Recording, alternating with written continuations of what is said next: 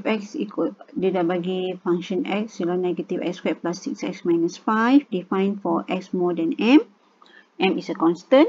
State the smallest value of m for which function f is a 1-to-1 relation. Okay, sebenarnya keyword dia kat sini.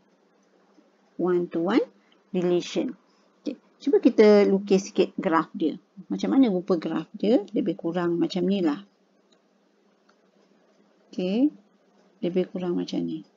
Ni negative 5 dan graf dia adalah negatif. Okay, negatif graf.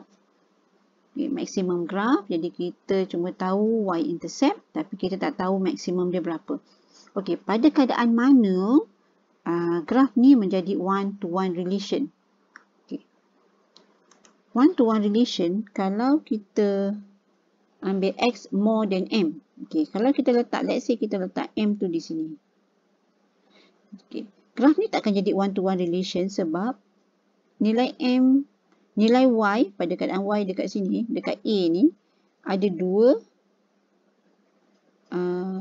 dia punya domain. Okay, ada dua objek. Pada A tu ada dua objek. Jadi dua objek pergi pada satu image, dia takkan jadi 1-to-1. Jadi pada keadaan mana m ni akan jadi 1-to-1? Oops, sorry, terpadam pula semua. Sekejap Okay, balik. Okay, kita lukis graf tadi. Sekejap terpadam pula, sorry. So, kita lukis balik graf dia, si negative 5. Okay. Jadi, pada keadaan mana dia akan jadi 1-to-1? Apabila kita letak M tu berada pada tengah-tengah. Okay. Okay. Jadi, pada setiap codomain, image cuma ada satu sahaja objek. Okay. Satu sahaja. Setiap image mempunyai satu sahaja objek. Sebab kita ambil cuma half sahaja ni. Separuh sahaja. Jadi sekarang bila M tu berada di tengah-tengah, jadi maksudnya kita kena cari nilai X kat sini. So kalau awak ingat formula untuk cari nilai X ialah negatif B over 2A. So kita boleh gunakan formula ni. Lebih senang. Jadi nak carikan koordinat X kan pada maximum value tu. So negatif B dia adalah 6 bahagi dengan 2, A dia ialah negative 1. So, kita akan dapat X itu ialah 3. Okay, X itu ialah 3. Therefore, M kita juga adalah 3. Ataupun, cara lain, awak boleh buat completing the square. Okay, buat completing the square. Negative X squared plus 6X minus 5. Negatif keluarkan. Tolak 6x minus 5. Then proses di dalam tu x minus 6 bahagi 2, 3 squared. Tolak balik 3 squared. Tolak 5. Dan kita ada negatif x minus 3 squared plus 9 minus 5. Kita akan dapat negatif x minus 3 squared plus 4. So, kita punya maximum point kita ialah 3 and 4. Okay. Jadi, dekat sini pun kita boleh dapat nilai M. Okay. Number 12. Number 12, function determine function G given composite function f G for x squared minus 12x plus 5. Okay, G berada di dalam. Jadi maksudnya F dah ada dekat sini. Jadi X ini digantikan dengan GX. Jadi semua X itu diganti dengan GX. So, Fx ni ganti dengan GX. So dekat sini kita akan ada untuk soalan A, GX squared. Okay, GX squared minus 4 ialah 4x squared minus 12x plus 5. Jadi tinggalkan gx sahaja. So gx ialah 4x squared minus 12x plus 5. Negatif 4 bawa ke kanan. Plus 4. Kita akan dapat plus 9. square tadi ni, dia akan menjadikan dia square root. Okey, bila jumpa soalan macam ni, cuba tekan kalkulator. Boleh tak dapat factorization untuk dalam ni. So, bila kita tekan, kita akan dapat dalam tu menjadi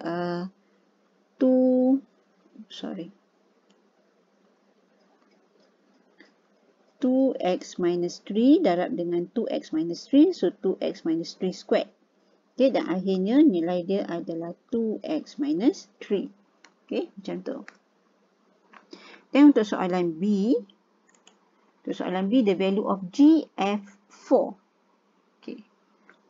Jadi GF4 gantikan X pada FG dengan 4 dulu. Masukkan 4 kat sini.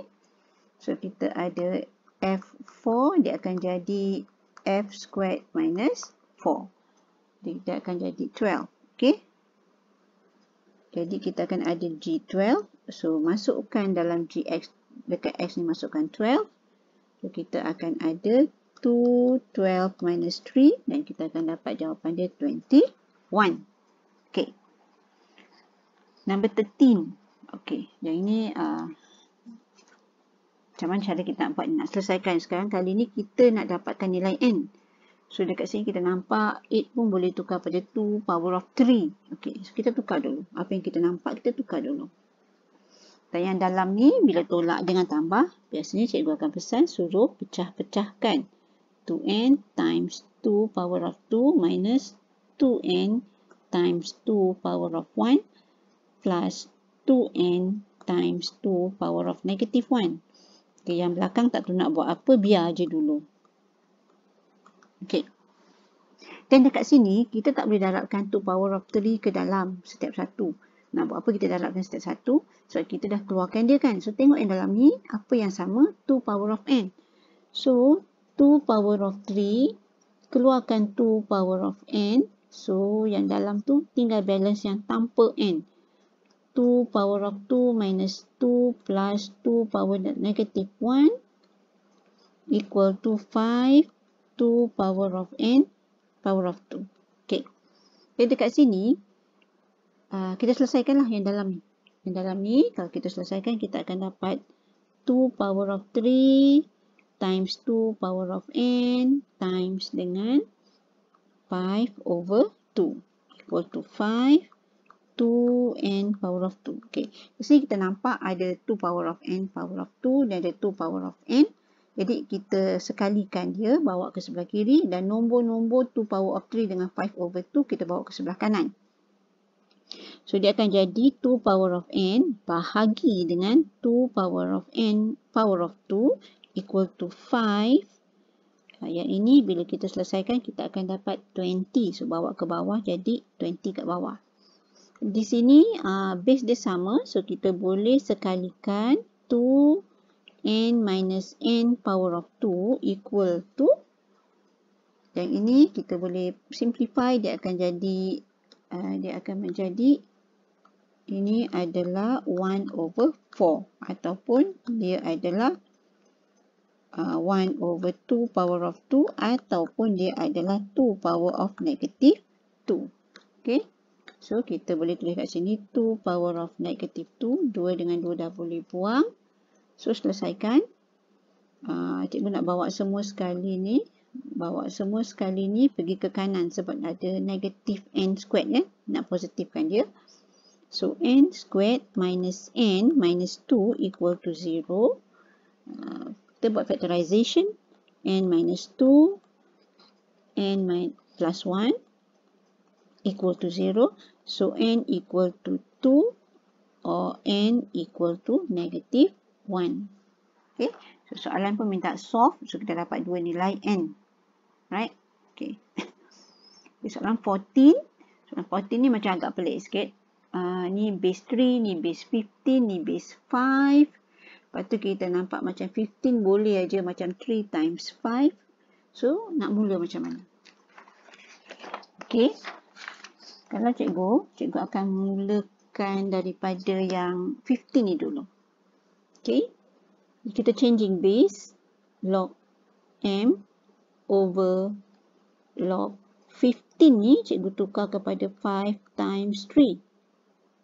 Okay, equal to Q, dan cikgu nak kaitkan dengan yang dia bagi yang pertama ni, base 3. So, kita letak base 3. Jadi, yang atas ni dah boleh tukar kepada P. Okay, tukar pada P over yang bawah ni, kita boleh kembangkan lagi. Dia akan jadi log 5 base 3 plus log 3 base 3. Okay, equal to Q. Jadi, log 3 base 3 ni nilainya 1. Yang ini tak ada apa-apa. Jadi, simplifikan. Kita akan dapat, cikgu nak bawa dia naik atas. Log ni semua ni nak bawa naik atas. Ini turun bawah. Okay. So, kita akan dapat log 5 base 3 plus 1. Okay, ni cikgu naik atas. Dia tukar.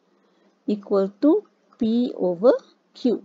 Jadi, kita ada log 5 base 3 is equal to P over Q minus 1. Alright. Settle. Dah tak boleh buat apa lagi dah. Dan kita pergi pada yang soalan. Log M base 5. Cikgu pecahkan lagi. Log M changing base. Log 5. Dan kali ni cikgu masukkan base 3. Sebab ni dah ada base 3 kan. Masukkan base 3. Dan yang atas ni, log M base 3 dah boleh tukar pada P. Yang bawah ni, kita boleh ambil log 5 ni. Kita insert dekat situ. Okay. Jadi kita akan dapat P over Q minus 1. Okay, dan kita elokkan je lah. P over P minus Q over Q. Okay, dan akhirnya kita akan dapat PQ over P minus Q. Okay. Okay, soalan seterusnya, soalan 15. Okay, dia bagi curve x over px cube minus 4x, the straight line in diagram B is obtained when the curve is reduced to a linear form. Okay, kat sini dia dah bagi x squared. Jadi maksudnya daripada equation yang besar ni, kita nak tukar dia kepada y dia menjadi x squared. Dia macam ni memang tak boleh nak selesaikan. So why not? Y tak bagi apa-apa kan? So kita bolehlah tukar. Kita tukarkan kepada 1 over y is equal to px cube minus 4x over x. Okay, kat sini cikgu dah boleh pecahkan. 1 over y equal to px cube over x minus 4x over x. Cikgu simplify. Px cube minus 4. Okay, nampak tak kat sini? Kita dah dapat sebutan dalam x-axis yang kita nak. Okay? So kita tahu kat sini, P ni adalah M. 1 over Y ni adalah Y besar. Dan negatif 4 ni adalah C. Yang mana C ni juga adalah Q. Okay? Jadi soalan yang pertama, dia minta kita tuliskan yang A, write y-axis in terms of x and y. So y-axis kita kat sini adalah 1 over y. So 1 over y equal to px squared minus 4.